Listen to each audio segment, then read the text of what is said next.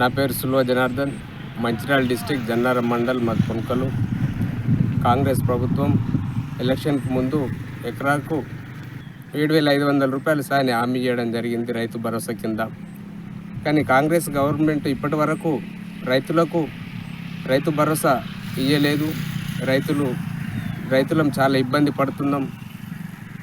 కాంగ్రెస్ ప్రభుత్వం తక్షణమే రైతు భరోసా ఇవ్వాలి. వర్షాలు పడి రైతులు పంట నష్టపోయి చాలా ఇబ్బందులు ఉన్నారు.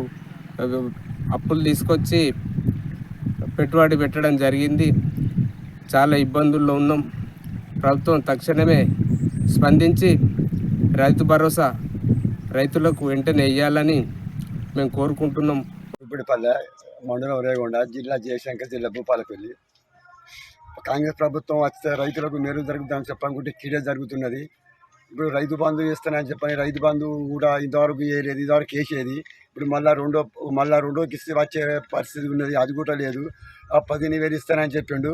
ఆ 10,000 కూడా మాకు పాత లెక్క వచ్చే 10,000 కూడా ఇప్పటికి కూడా వస్తలేవు. ఇప్పుడు మా పింఛన్లు వృద్ధులకు పింఛన్లు 4,000 ఇస్తానని చెప్పిండు. ఆ 4,000 కూడా గతి లేవు.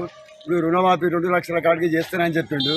ఆ 2 లక్షల పైన మేము కట్టుకుందాం. ఆ 2 లక్షలు కూడా రుణమాఫీ చేస్తలేదు. ఈ రైతు కాంగ్రెస్ ప్రభుత్వం వచ్చిన కాడ నుంచి ప్రతి ఒక్క రైతుకు ప్రతి ఒక్క అందరికీ కీడు జరుగుతుంది.